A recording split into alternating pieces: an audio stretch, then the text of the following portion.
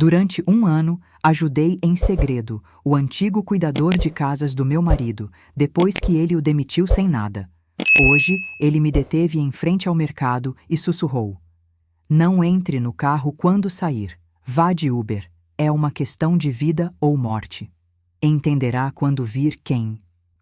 Meu nome é Helena Duarte, tenho 67 anos e aprendi tarde demais que o silêncio dentro de uma casa pode carregar mais perigo do que qualquer tempestade lá fora. A manhã daquele dia começou como qualquer outra, mas terminar com o coração preso na garganta e a sensação de que meus passos estavam sendo vigiados não estava nos meus planos.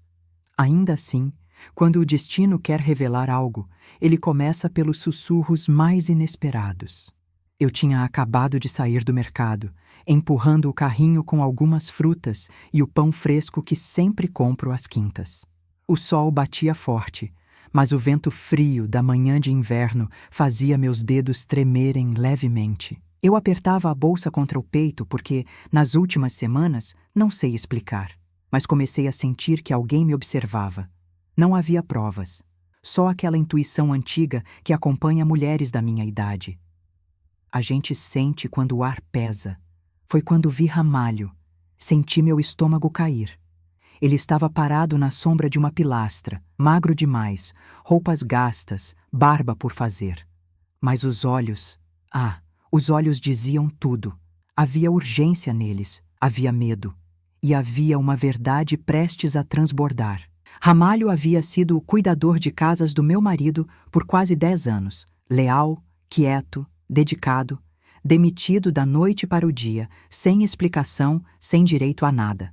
Meu marido, Eduardo, sempre justificou dizendo que Ramalho havia cometido um erro grave, mas nunca explicou qual. Eu insisti, questionei, briguei, até que percebi que ele não queria mesmo dizer. Então, comecei a ajudar o pobre homem pelas sombras. Comprava comida, pagava exames, deixava envelopes discretos na porta do quartinho onde passou a viver.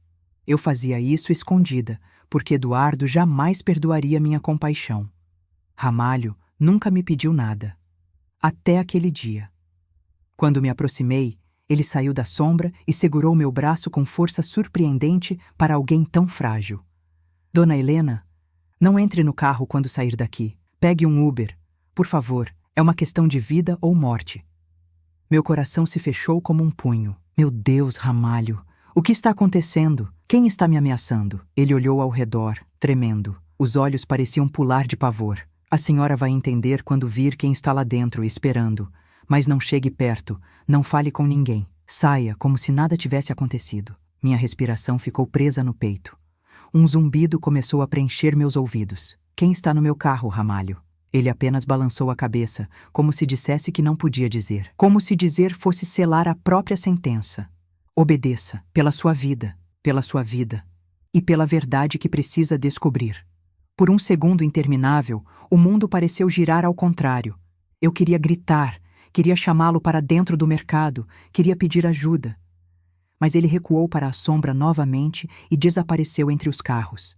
Aquela sensação, o peso do aviso, o olhar desesperado, ficou grudada em mim como um cheiro forte.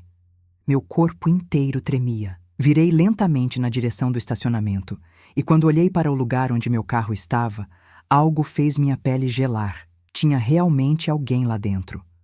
Uma silhueta imóvel no banco traseiro. Uma sombra que não deveria estar ali. Uma presença que parecia esperar apenas pelo momento em que eu abrisse a porta. Meu coração começou a bater tão forte que ouvi o sangue pulsar nos ouvidos. Eu não sabia ainda. Mas aquele seria o primeiro passo para descobrir a mentira mais perigosa que já se escondeu dentro da minha própria casa. Uma mentira que meu marido sustentou por anos e que agora estava pronta para me destruir. Fiquei ali, parada, tentando entender se meus olhos estavam enganando minha mente ou se minha mente, há semanas, já tentava me avisar sobre algo que eu me recusava a ver. A silhueta no banco traseiro do meu carro não se movia. Era como um vulto.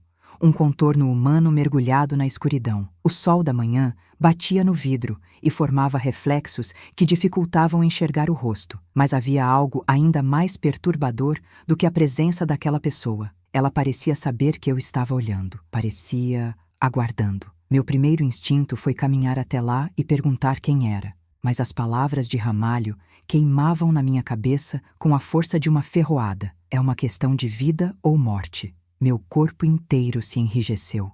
Eu tinha 67 anos, mas naquele instante me senti com 30 novamente. Quando, anos atrás, enfrentei situações que me colocaram em perigo por defender minha família.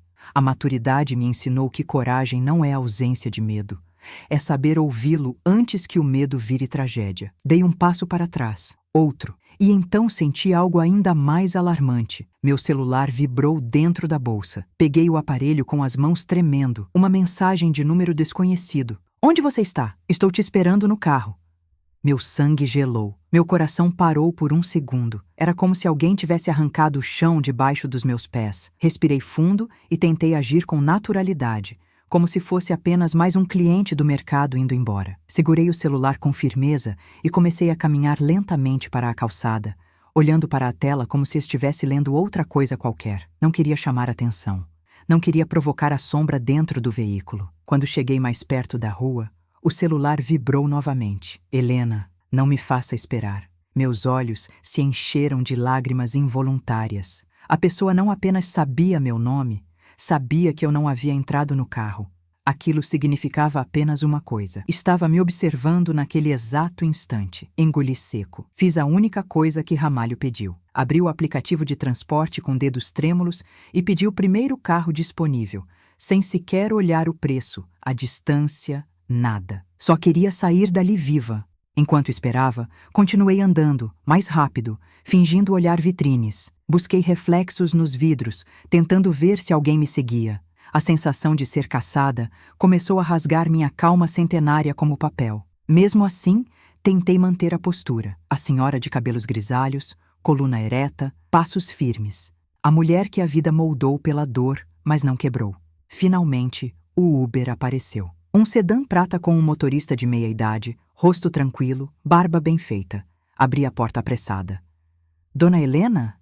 Assenti antes mesmo de ouvir a voz inteira. Sim, por favor, vamos. O homem pareceu perceber que algo estava errado. A senhora está bem? Eu queria dizer que não. Queria dizer que havia alguém me esperando dentro do meu carro. Queria dizer que talvez minha vida estivesse em risco. Mas eu respondi. Só dirija, por favor. Quando ele deu a primeira acelerada, olhei pelo vidro de trás. Lá estava o meu carro e a silhueta. Mas agora, algo havia mudado. A porta traseira se abriu lentamente e a sombra desceu. A palma da minha mão suou tanto que quase deixei o celular cair. Não consegui ver o rosto, mas a forma, o jeito de andar, algo na postura daquela pessoa fez minha alma estremecer. Era familiar. Familiar demais. E à medida que o Uber se afastava, a figura ergueu o rosto na minha direção, como se soubesse que eu estava olhando, como se quisesse que eu visse. Me arrepiei inteira, porque naquele instante, no fundo da minha mente, uma possibilidade terrível começou a crescer. Uma possibilidade que eu recusava acreditar. Uma possibilidade que destruiria os últimos 30 anos da minha vida. Uma que dizia que talvez o próprio Eduardo não quisesse que eu chegasse em casa viva, mas aquilo ainda era o começo. Em poucas horas, eu descobriria que o plano era muito maior, muito mais cruel. E que Ramalho não tinha me salvado por acaso. Tinha me salvo porque conhecia o verdadeiro monstro que eu nunca percebi que estava vivendo ao meu lado.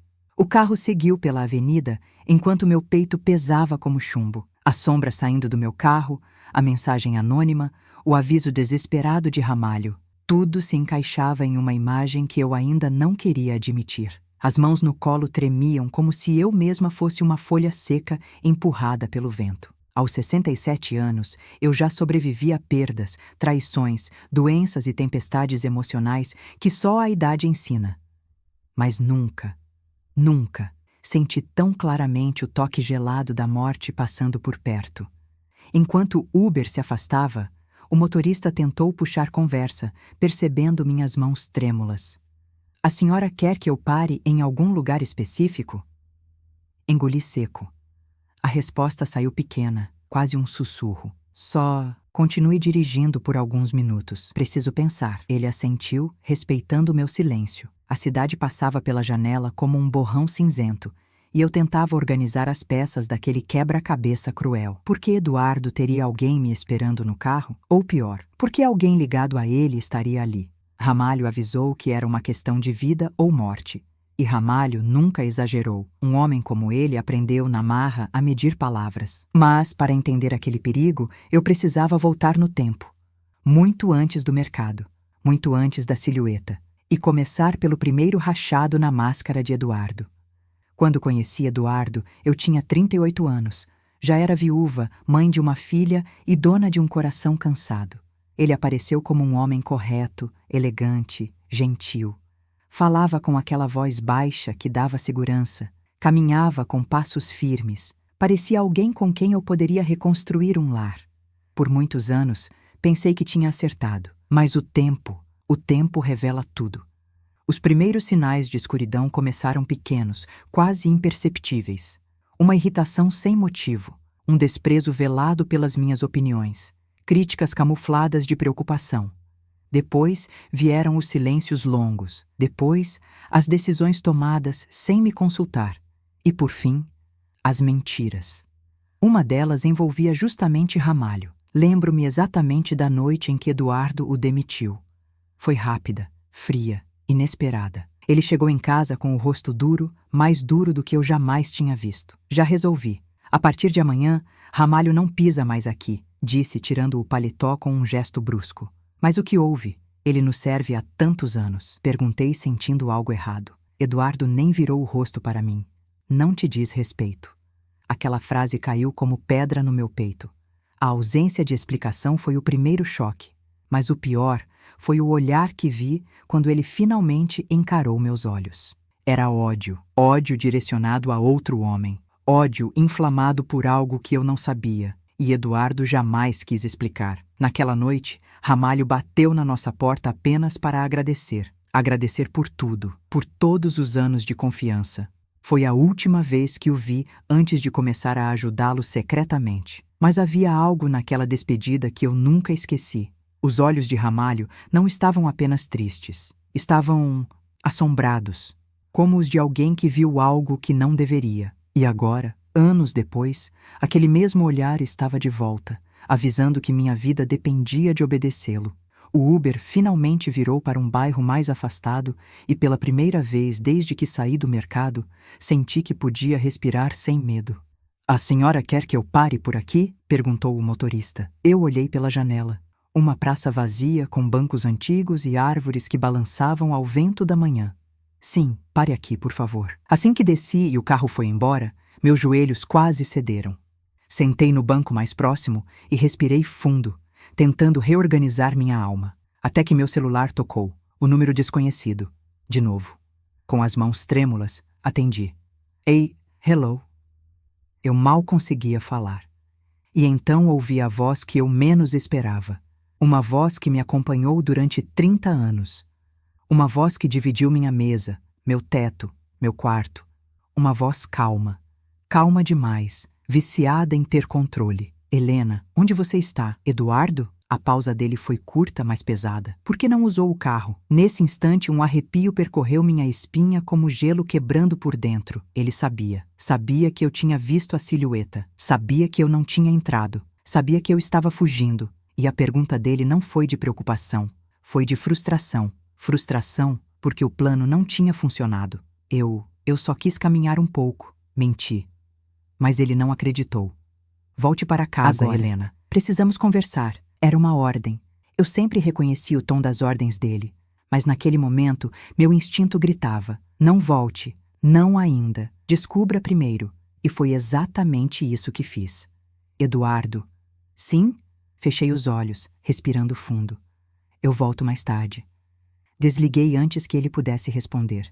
Meus dedos tremiam, meus lábios tremiam, minha alma parecia arfante, porque eu finalmente tinha entendido. Aquela silhueta no banco do meu carro, aquela presença silenciosa, aquela ameaça sutil, não estava ali apenas para me assustar, estava ali para me calar, de forma definitiva, e tudo, absolutamente tudo, tinha relação com o segredo que Ramalho carregava desde a noite em que foi jogado para fora da nossa vida.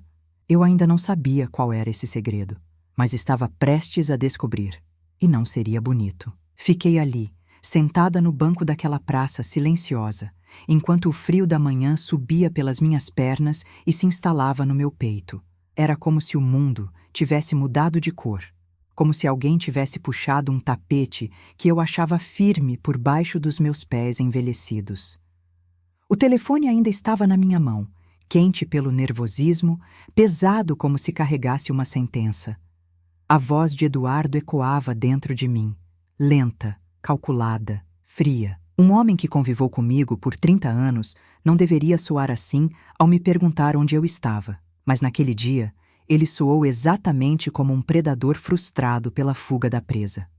Fechei os olhos por alguns segundos para tentar recuperar o ar, mas ao fazer isso, lembrei de algo que me atravessou como uma flecha. A sombra que saiu do meu carro não era alta, tinha a postura curvada e caminhava arrastando um pé, exatamente como alguém que eu conhecia. Um arrepio profundo percorreu a minha espinha. Eu não queria acreditar. Não podia. Mas a semelhança era grande demais para ser ignorada. Aquela silhueta lembrava o irmão de Eduardo, Cláudio, um homem com quem eu nunca consegui estabelecer laços. Um parasita emocional, sempre envolvido com dívidas, chantagens, dízimos suspeitos e amizades perigosas. Um homem que Eduardo sempre protegeu, sempre, mesmo quando isso significava sacrificar nossa paz, nosso dinheiro e até nossa segurança. Mas Cláudio havia sumido da nossa vida há 2 anos, depois de um problema que não deveria ser comentado, segundo meu marido. Agora, vendo a forma daquele corpo, reconhecendo aquele jeito de andar, algo dentro de mim começou a se quebrar. Por que ele estaria no meu carro? Por que Eduardo estaria agindo como se fosse normal? Por que Ramalho sabia disso? Meu coração batia tão forte que parecia sacudir minha caixa torácica. Eu respirei fundo e tirei o celular novamente da bolsa. Havia mais 2 mensagens do número desconhecido. A primeira dizia: "Volte agora. Não faça isso comigo." A segunda, enviada 3 minutos depois: "Se você não voltar, tudo o que eu escondi por você vai aparecer."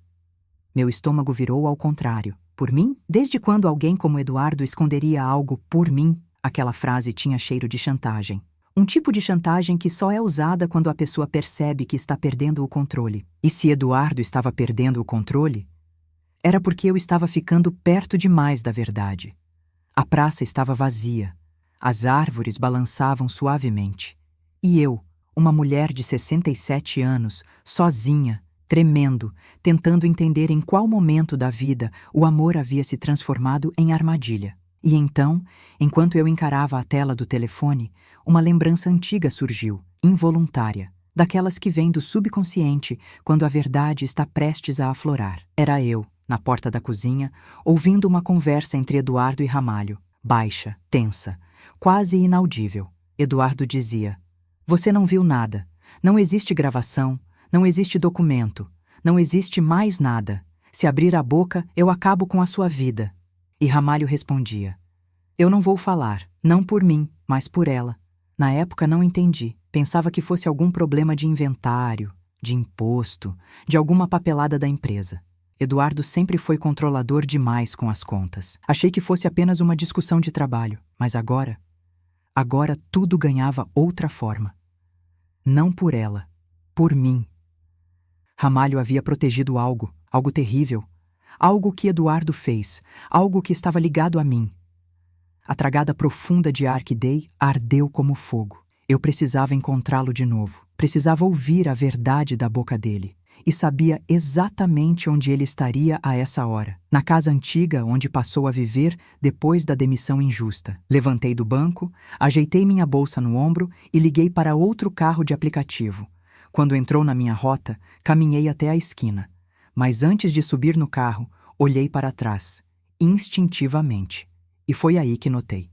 Um homem parado do outro lado da praça, alto, de boné, imóvel demais. Ele não estava ali 5 minutos antes, e quando percebi que ele falava ao telefone e que seu olhar estava diretamente voltado para mim, mesmo à distância, meu sangue congelou. Eu entrei no carro rápido, quase tropeçando. "Senhora, está tudo bem?" perguntou o motorista. Eu fechei a porta com força. "Só dirija." Por favor. Enquanto ele arrancava, arrisquei olhar pelo vidro de trás. O homem ainda estava ali, parado, me observando ir embora. E então, como quem entrega uma peça crucial do quebra-cabeça, ele acenou, lentamente, como se dissesse: eu sei para onde você está indo. Meu coração bateu errado, e pela primeira vez, entendi que a verdade que Ramalho tentou me proteger não era apenas um segredo, era uma teia tão grande e tão perigosa que eu já estava presa nela. E ainda nem sabia o motivo, mas saberia, muito em breve. Para onde vamos, dona? Perguntou o motorista. Eu respirei fundo, ainda tremendo. Para o bairro Santa Amélia, Rua 14, número 88. Ele assentiu, e o destino começou a se mover. O que eu descobriria naquela casa simples mudaria tudo. Se você gosta do nosso conteúdo e quer nos ajudar, se inscreva no canal. Isso ajuda muito para continuarmos trazendo histórias fortes como esta. Meu nome é Helena Duarte, tenho 67 anos. E naquele dia, dentro daquele carro de aplicativo, sentindo o cheiro de estofado limpo misturado ao medo que eu tentava esconder, percebi que minha vida nunca mais seria a mesma. O motorista falava sobre o trânsito, sobre um acidente na Avenida Central, mas eu mal escutava. Minha mente estava presa no vulto que acenou para mim na praça, no aviso de Ramalho, na silhueta dentro do meu carro, na voz fria de Eduardo e, acima de tudo, no pressentimento que ardia no fundo da minha alma madura. Alguém queria me calar. As árvores do bairro Santa Amélia começaram a surgir pela janela quando o motorista reduziu a velocidade. Era um lugar simples, quase esquecido pelo tempo. Ruas estreitas, casas antigas, pintura descascada, cachorros de rua dormindo ao sol. E lá, na última quadra, a casa de número 88. Pequena, com um portão de metal torto e um quintal onde o mato crescia sem piedade. O motorista olhou pelo retrovisor. A senhora tem certeza que quer descer aqui? Sorri, mesmo tremendo por dentro. Tenho. Obrigada. Quando pus o pé no chão, senti o peso de décadas nas costas. Parecia que cada passo até o portão era empurrado pelo passado. Bati 2 vezes, com força suficiente para que ele escutasse mesmo se estivesse no fundo da casa. Nada. Bati de novo. Ramalho, sou eu. Helena. Silêncio. Por um momento pensei que ele tivesse fugido de novo. Ou pior, mas então ouvi o arrastar lento de passos vindo do quintal.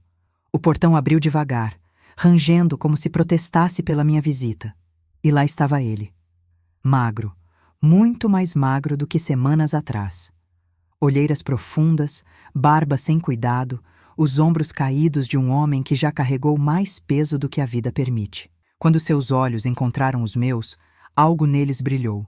Medo e alívio ao mesmo tempo. Dona Helena, eu disse para a senhora não voltar para casa. Por que não me ouviu? Meu peito se contraiu. Eu precisava entender. Você me devia a verdade, e agora vai me contar tudo. Ele olhou para trás, como se temesse que alguém surgisse da sombra. Entre, rápido! Passei pelo portão e ele trancou com pressa. O quintal tinha objetos velhos, caixas empilhadas, ferramentas quebradas, o testemunho de uma vida interrompida. Entramos pela cozinha, onde o cheiro de café requentado misturava-se ao mofo da umidade. Ele apontou uma cadeira para mim e se sentou na outra, as mãos tremendo. Ramalho, comecei. Se você não falar, eu posso morrer. Você mesmo disse. Ele baixou a cabeça. Eu tentei proteger a senhora, o máximo que pude, mas agora já não há mais como esconder. Meu coração batia tão forte que chegava a doer. Então diga, por que Eduardo me quer morta? E por que o irmão dele estava dentro do meu carro hoje? Quando falei o nome Cláudio, Ramalho ergueu o rosto num sobressalto. A senhora ouviu? Ele estava lá? Assenti, sentindo o ar ficar mais pesado. Ele passou a mão pelo rosto, desesperado. Então acabou. Eles vão vir atrás da senhora, de mim, de quem estiver no caminho. A palavra, eles ficou ecoando dentro de mim como um sino fúnebre. Eles quem, Ramalho? Perguntei com firmeza. Eu preciso da verdade inteira. Ele respirou fundo, como se arrancasse uma pedra do peito, e começou. Seu marido e o irmão dele não são quem a senhora pensa. Aquela frase entrou em mim como um golpe, mas eu mantive a postura, a dignidade que a idade nos ensina a usar como armadura. Continue, pedi, com voz firme. Ramalho olhou para mim com compaixão, como quem segura um espelho prestes a mostrar algo terrível. Há 3 anos, Cláudio se envolveu com gente perigosa, muito perigosa, dívidas grandes, e o seu marido, para protegê-lo, acabou se envolvendo junto. Senti meu estômago virar.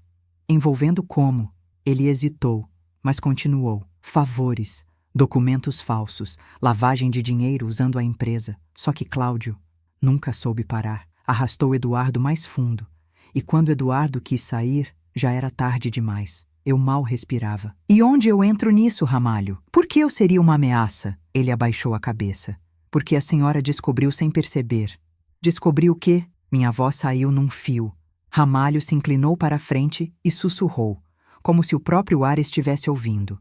A senhora assinou documentos que não eram o que diziam ser. Documentos que eles usaram. Documentos que agora colocam tudo no seu nome. Meu corpo inteiro gelou. O quê? Ele confirmou com um aceno triste. Se a polícia bater, se os homens que estão cobrando aparecerem, é a senhora quem vai cair. E Eduardo planejou isso. Só precisava que a senhora desaparecesse diante das autoridades. Assim, ele ficaria livre.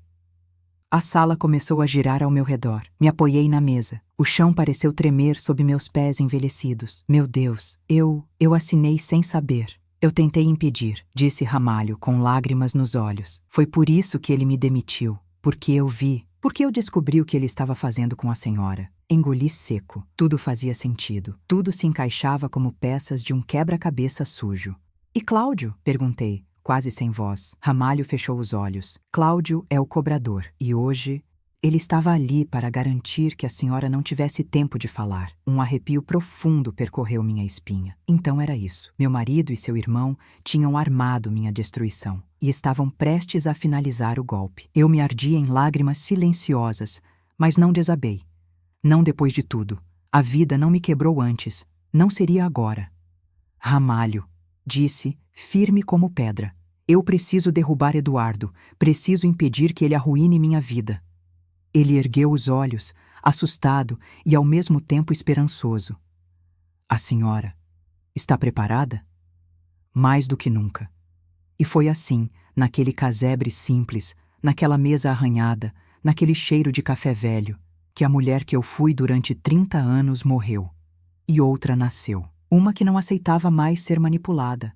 Uma que não se deixaria destruir. Uma que estava disposta a enfrentar tudo e todos para reconquistar sua própria vida. A partir daquele momento, o plano começou a nascer. Lento, doloroso, mas inevitável. Era hora de virar o jogo. As palavras de Ramalho continuavam ecoando dentro de mim como um tambor sombrio. Eu assinara documentos falsificados. Meu nome estava ligado a crimes que eu desconhecia. E Eduardo, o homem com quem dividi 30 anos de vida, planejava minha queda com a frieza de quem troca uma peça estragada de um carro. Eu respirei fundo, tentando manter a postura. A indignação queimava atrás das minhas costelas, mas a dor era muito maior. Era uma dor antiga, profunda, que só quem já confiou demais pode sentir. Ramalho, disse, endireitando a coluna, se eles planejaram isso tão bem, significa que cometeram erros. Todo criminoso com excesso de confiança comete. Ele me observou com um misto de medo e respeito. A senhora está diferente. Não estou diferente, corrigi, firme. Só estou finalmente enxergando. O homem baixou os olhos, mas um alívio passou por seu rosto.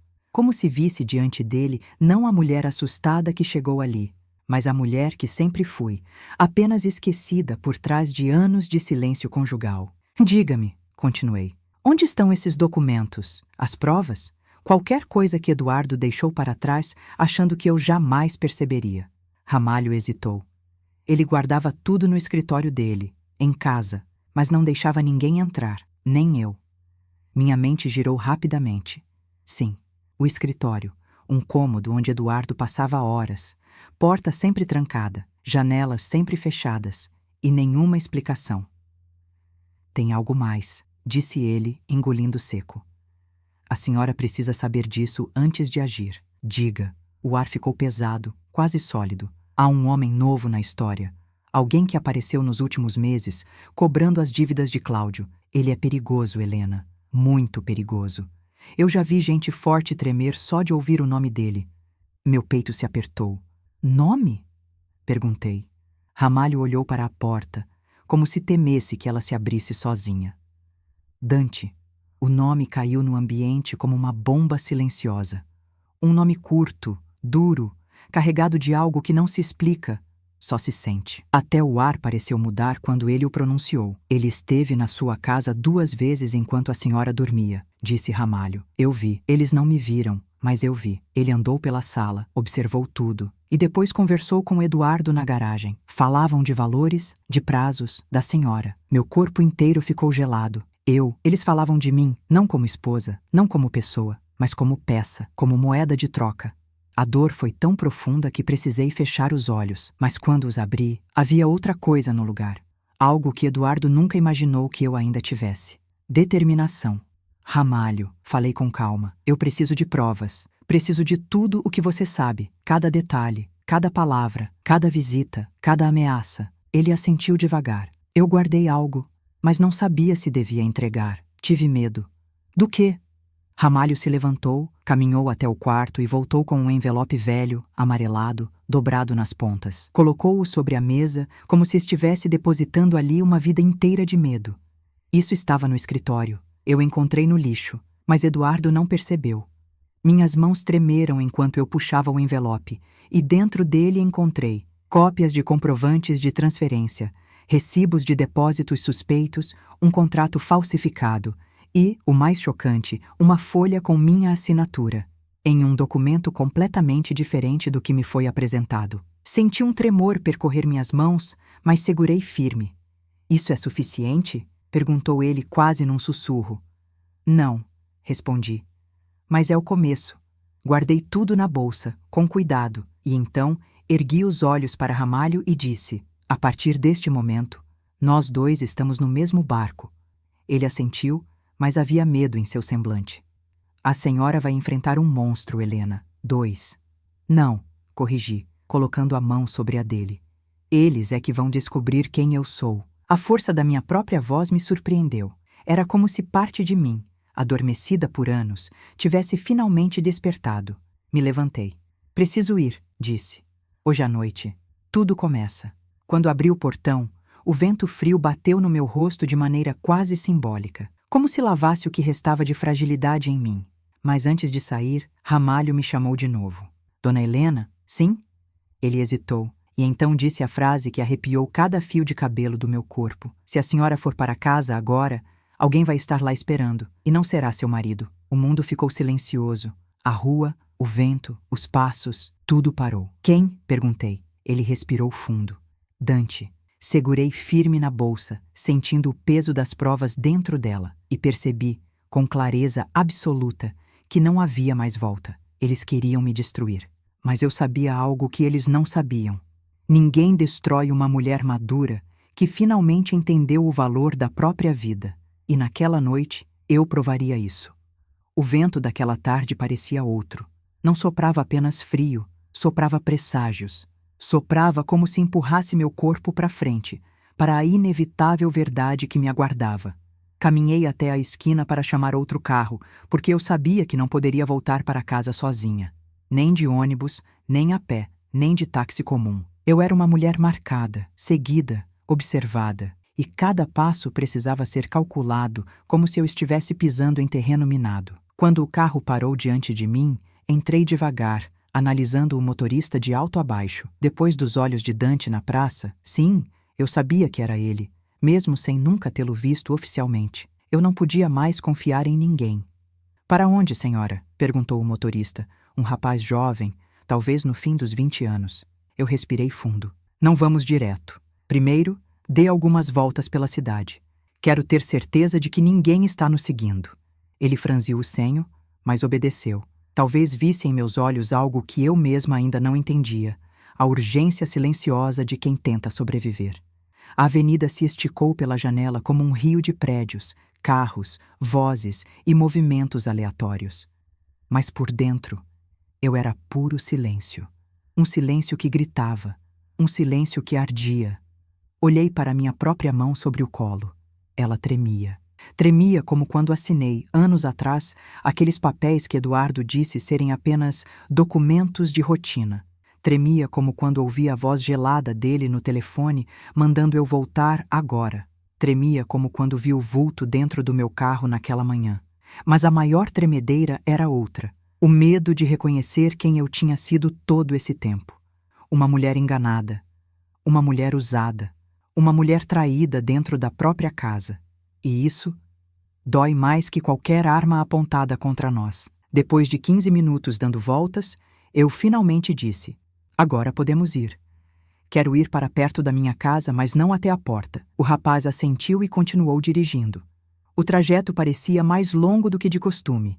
Talvez porque cada quarteirão me empurrava mais perto de algo que eu precisava ver e que ao mesmo tempo temia profundamente. Quando dobramos a esquina da minha rua, meu estômago se revirou. Não pelo que eu vi, mas pelo que eu não vi. O carro de Eduardo não estava na garagem. As luzes estavam acesas, mesmo sendo tarde da tarde, e a porta da sala estava entreaberta, como se alguém tivesse entrado num impulso, ou saído às pressas, ou simplesmente não se importasse em fechar. Pode parar aqui, pedi. Paguei a corrida, agradeci e esperei o carro se afastar. Não queria testemunhas perto. Não queria envolver ninguém inocente. Fiquei observando a casa de longe por alguns minutos, escondida atrás de uma árvore. Era a mesma casa onde eu cozinhei tantos jantares, onde recebi minha neta, onde cuidei de plantas que hoje morriam lentamente no jardim abandonado. A mesma casa onde dormi ao lado de um homem que jurava me amar. Mas agora, aquela casa parecia um organismo vivo e hostil, e eu era uma intrusa. Escutei um som, um objeto caindo dentro da sala. Meu peito congelou.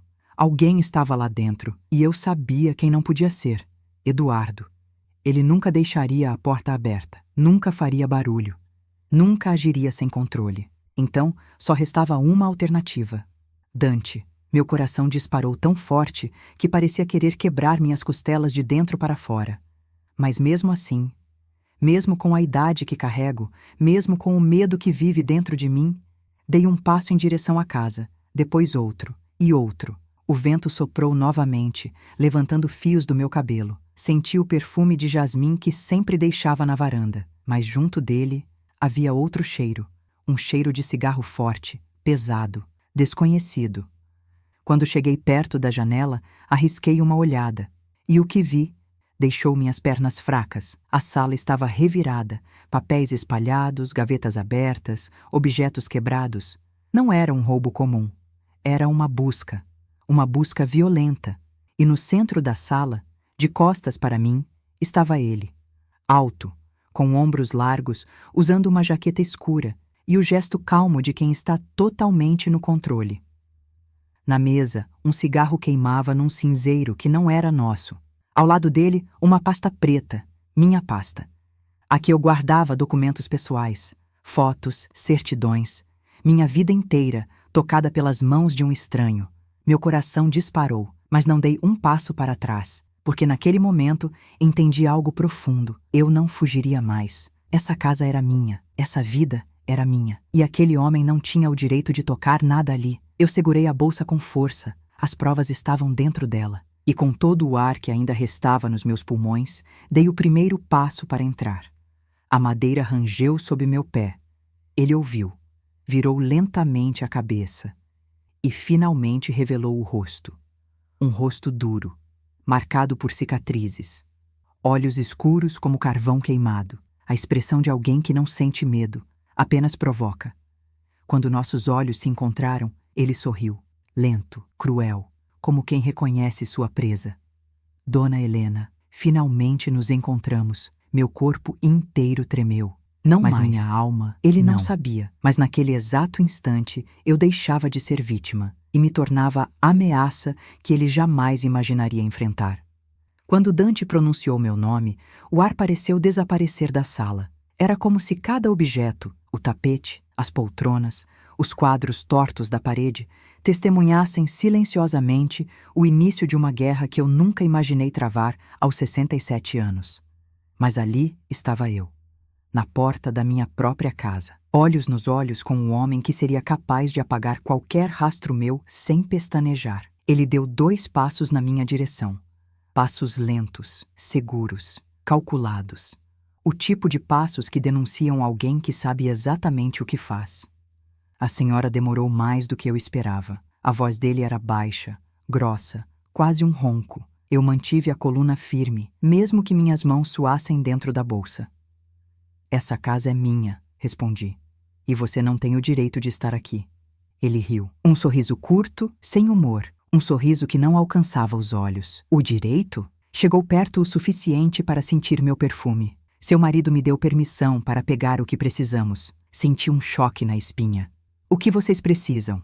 Provas, respondeu, passando os dedos por cima da pilha de papéis revirados na mesa. Os documentos que colocam tudo no seu nome. Os documentos que fazem você será responsável por dívidas que não poderá pagar nem em 3 vidas. Meu estômago virou. Eles realmente queriam me usar como a última peça do golpe. E se eu me recusar? Dante inclinou a cabeça de lado. O olhar dele era tão frio que parecia metal. A senhora não entendeu. Não é opcional. Por um momento senti o peso de ser uma mulher idosa diante de um predador jovem e violento. Mas algo dentro de mim, algo que eu achava enferrujado pelo tempo, se acendeu. Coragem. Coragem de quem já perdeu demais para perder a si mesma. Eu não vou dar nada a você, declarei, firme. E quero que saia da minha casa agora. O sorriso desapareceu do rosto dele. As pupilas dilataram. A risada morreu. A senhora tem uma língua afiada. Eduardo disse que seria assim. E o que mais meu marido disse? Perguntei com sarcasmo amargo. Que eu não faria falta. Ele deu mais um passo, tão perto que pude sentir o cheiro do cigarro queimada preso em sua jaqueta. Ele disse para eu resolver as coisas, do meu jeito. A ameaça estava clara. Parecia uma lâmina fria tocando minha garganta. Mas eu já não era a mulher que entrou ali pela porta. Eu já tinha a verdade comigo. Eu tinha as provas na bolsa. E tinha Ramalho do meu lado. A única pessoa que realmente tentou me salvar. Nesse exato momento, o celular de Dante vibrou no bolso. Ele olhou a tela, franziu a testa e atendeu. Sim, disse ele. Uma pausa. Os olhos dele se estreitaram. Ela está aqui. Outra pausa. E então, com um sorriso quase imperceptível. O plano mudou? O sangue gelou nas minhas veias. O plano mudou. Por quê? Dante desligou o telefone lentamente e me encarou. Helena, a senhora vai sair comigo, agora. Meu coração batia tão forte que parecia ecoar na sala inteira. Mas antes que ele pudesse dar outro passo, ouvi um som vindo da porta dos fundos. Um som suave, um rangido conhecido. A porta se abriu. E por um segundo, que pareceu um milagre silencioso, eu vi uma sombra se mover rapidamente. Dante também viu. Quem está aí? Gritou ele, virando-se num rompante. Foi nesse exato instante que a voz veio. Baixa, firme, cheia de coragem inesperada. Larga ela. Agora! Meu peito se apertou. A figura que surgia da escuridão do corredor era alguém que eu jamais imaginei ver ali, naquele momento. Alguém que Dante não esperava. Alguém que Eduardo não considerou no plano. Alguém que entrou no jogo sem ser convidado, mas que mudaria tudo. A pessoa que apareceu no batente da porta era minha filha, Clara, com um celular na mão, gravando tudo. A expressão de Dante finalmente vacilou. 1 segundo. Mas foi o suficiente. Clara avançou um passo. Se der mais um movimento para perto da minha mãe, eu envio isto direto para a polícia. Meu coração quase saiu pela boca. Eu não sabia se chorava, se ria ou se caía de joelhos. Mas naquele instante percebi. Eu não estava mais sozinha. E quando uma mãe e uma filha se unem, nenhum monstro dorme tranquilo. Clara estava parada na porta dos fundos, firme como uma muralha que nem o tempo nem o medo podiam derrubar. Aos 42 anos, minha filha tinha herdado algo que eu perdi ao longo de décadas de silêncio. A coragem de enfrentar o que é errado sem tremer.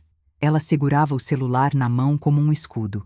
E cada segundo de gravação era agora uma arma poderosa contra Dante, contra Eduardo, contra toda a rede suja que haviam construído sobre o meu nome. A sala ficou imersa num silêncio espesso, quase palpável. O tipo de silêncio que precede tempestades. Dante estreitou os olhos, avaliando Clara como um lobo que analisa uma presa inesperada. Apague isso, Foi mais uma ordem que um pedido.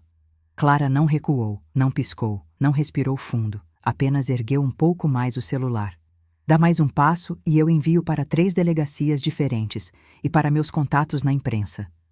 Sua voz era de uma frieza que até eu desconhecia. Dante olhou de relance para mim, talvez buscando em meus olhos alguma fraqueza ou hesitação. Mas eu estava em pé, com a bolsa apertada contra o peito, como quem segura a própria vida. Ele estava encurralado. Pela primeira vez, vi algo parecido com incerteza em seu rosto. Vocês não sabem com quem estão lidando, rosnou ele. Isso é maior do que vocês duas. Clara deu um passo à frente. Então é melhor você correr para avisar o seu chefe, porque agora é a gente quem vai atrás dele. A coragem dela incendiou algo dentro de mim. Uma força velha, adormecida, mas nunca morta. Dante respirou fundo, como se calculasse a situação. Olhou a sala revirada, o celular gravando, eu de pé, firme apesar do medo. E então, recuou um passo, depois outro, até parar próximo à porta. Isso não acaba aqui, disse ele, apontando o dedo para mim. O Eduardo não vai aceitar essa rebelião. Eu sorri, com amargura e com poder. Você pode avisá-lo que desta vez, quem decide sou eu. Ele saiu sem olhar para trás, mas antes que a porta se fechasse, acrescentou. Vocês cavaram a própria cova e desapareceu na noite. Quando a porta finalmente bateu, minhas pernas fraquejaram. Inclinei-me contra a mesa e senti a idade pesar sobre meus ombros como uma manta molhada. Mas Clara correu até mim, segurou meus braços e me ancorou no chão da realidade. Mãe, olha para mim. Respira, respira. Meus olhos se encheram de lágrimas que eu segurei por décadas. Lágrimas velhas, antigas, que sempre ficaram escondidas debaixo de uma força que hoje, finalmente, encontrou descanso. Clara, minha voz quebrou. Ele estava aqui. Ele mexeu nas minhas coisas, procurou... Meu Deus, procurou me destruir. Ela me abraçou com força, como se quisesse costurar com os braços as partes da minha alma que estavam rasgadas. Mãe, você não vai cair, não agora, não depois de tudo. Você só precisa me contar tudo, do começo. Eu vou te ajudar. Eu juro que vou. Quando ela disse isso, senti algo se rearrumando dentro de mim, um eixo, uma coluna central. A certeza de que, pela primeira vez em muitos anos, eu tinha alguém ao meu lado que não estava tentando me usar. Clara me sentou no sofá e começou a recolher os papéis espalhados no chão. O que é isso? Perguntou. Eu abri a bolsa e entreguei o envelope que Ramalho me dera. Ela colocou tudo sobre a mesa, e à medida que lia, o rosto dela se transformava. Primeiro incredulidade, depois horror, depois raiva. Uma raiva que nunca vi em minha filha e que nunca acreditei que fosse capaz de sentir. Mãe, ela levantou o rosto trêmula. Você tem noção do que isso significa? Tenho. E a verdade... Doeu tanto que precisei respirar 2 vezes para não desabar. Significa que seu pai quis me destruir. De propósito. Clara apertou os punhos. Ele vai pagar por isso. E foi nessa hora, nessa pequena declaração, que percebi que Clara não havia herdado apenas minha coragem. Ela herdou a minha inteligência, a minha firmeza e a minha capacidade de agir no momento certo. Mãe, disse ela, nós vamos precisar de alguém, de um profissional, de alguém que possa transformar isso em munição legal. Meu coração acelerou. Um advogado? Um advogado, sim, mas não qualquer um. Ela piscou várias vezes, como quem tenta controlar uma onda de emoção. Eu conheço alguém. Alguém que me ajudou quando passei por aquela situação. Você sabe qual? Eu sabia. E se aquele advogado tinha salvado minha filha no momento mais frágil da vida dela, então eu confiaria nele também. Clara continuou. Mas antes de qualquer coisa, nós precisamos de mais provas. Precisamos entrar naquele escritório. Precisamos achar o que Eduardo escondeu. Meu sangue gelou. Clara! E se ele voltar? Ela ergueu o queixo confiante. Se ele voltar, nós estaremos preparadas. Por um momento, apenas a observei. A mulher forte diante de mim. Tão diferente da menina que eu criei. Ou talvez tão igual, apenas moldada pela vida. Abracei-a forte, porque senti, no fundo do coração, que a batalha estava apenas começando, e nós duas, juntas, iríamos vencê-la. Clara ainda estava agitada, caminhando pela sala como uma fera enjaulada. A imagem de Dante ali dentro parecia um fantasma que pairava sobre nós, mas ao mesmo tempo alimentava algo que nem eu nem ela podíamos negar. Era hora de reagir. Era hora de desmontar Eduardo por dentro. Eu me levantei do sofá devagar, sentindo meus ossos protestarem. Clara, chamei. O escritório está trancado. Ela me olhou com uma calma perigosa, diferente de qualquer coisa que eu já tinha visto no semblante dela.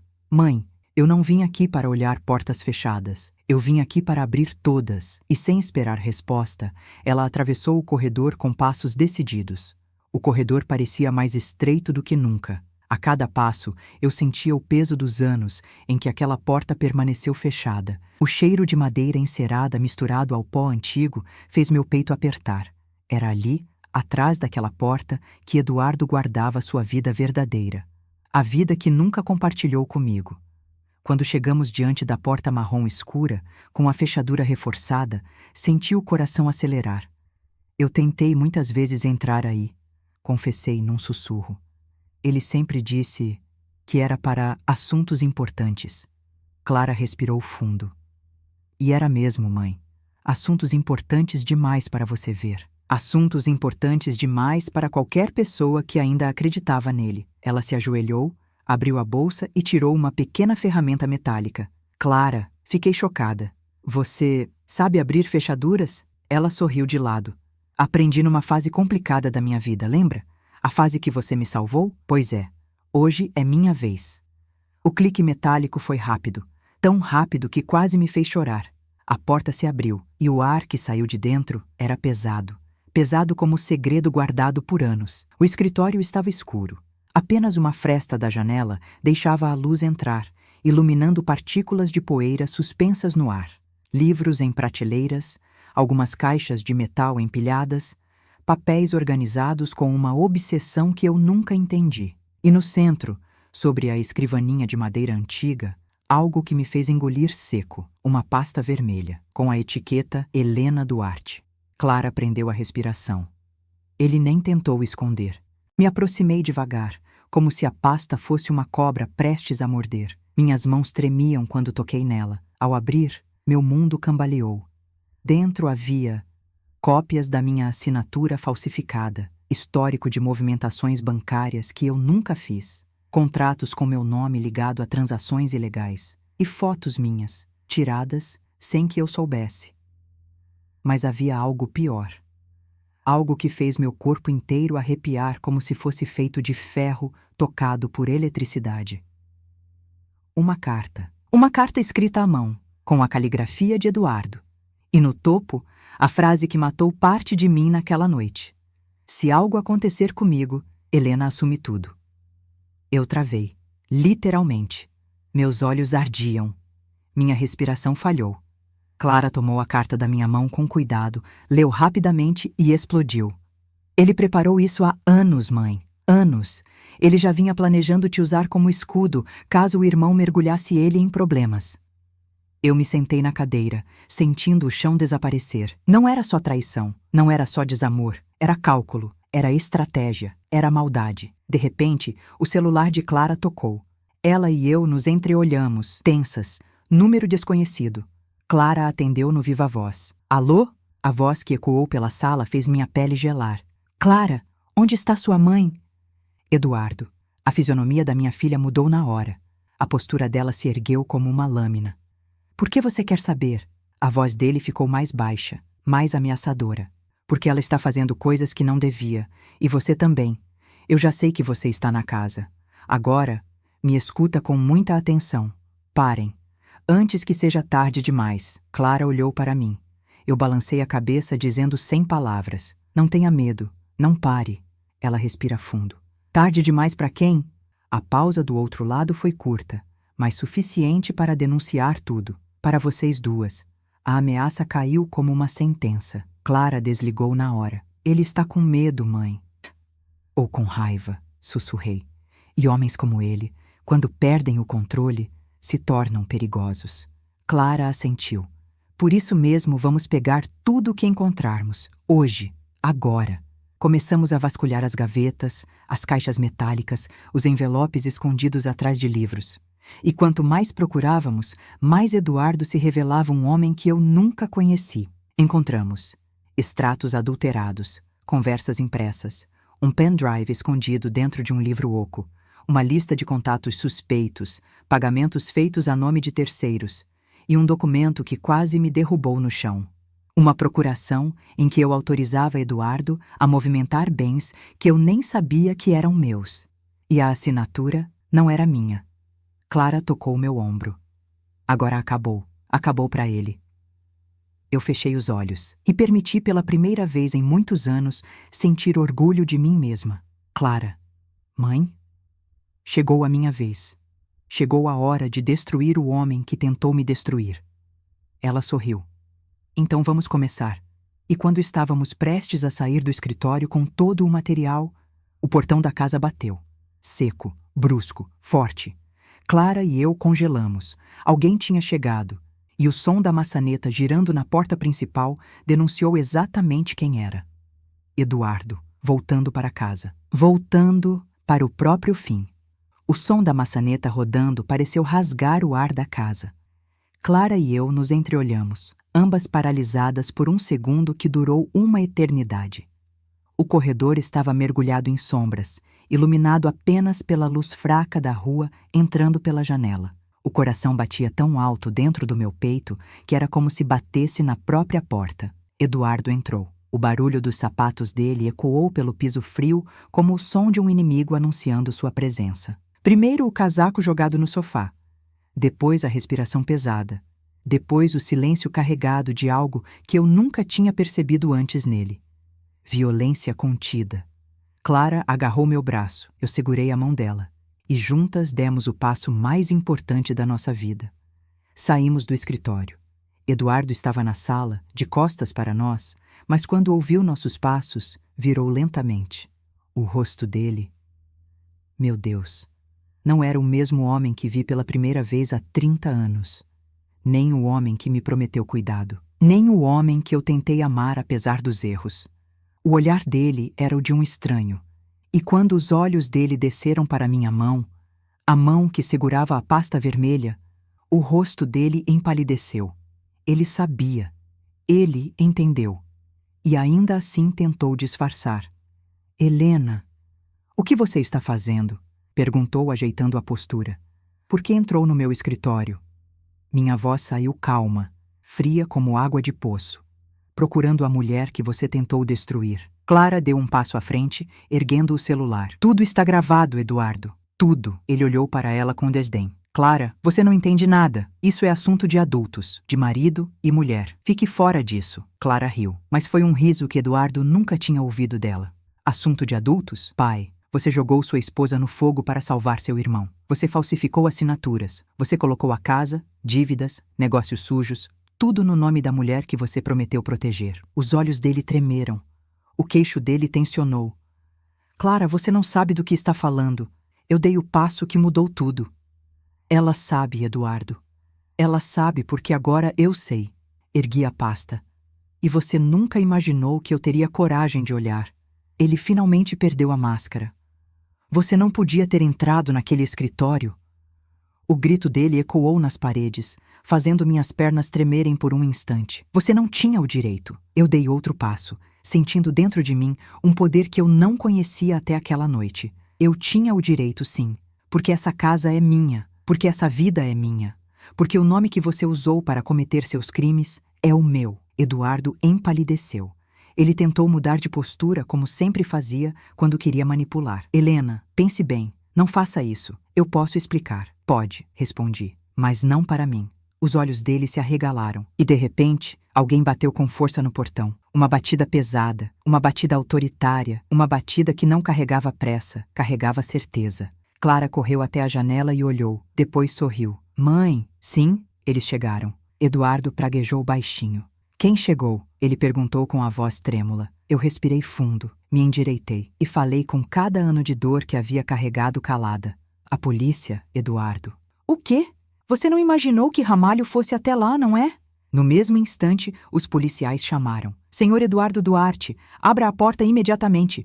Temos um mandado. O desespero invadiu o rosto dele como água entrando por rachaduras. Helena, Helena, me escuta. Você não pode fazer isso comigo. Você não sabe o que eu enfrentei. Você não sabe...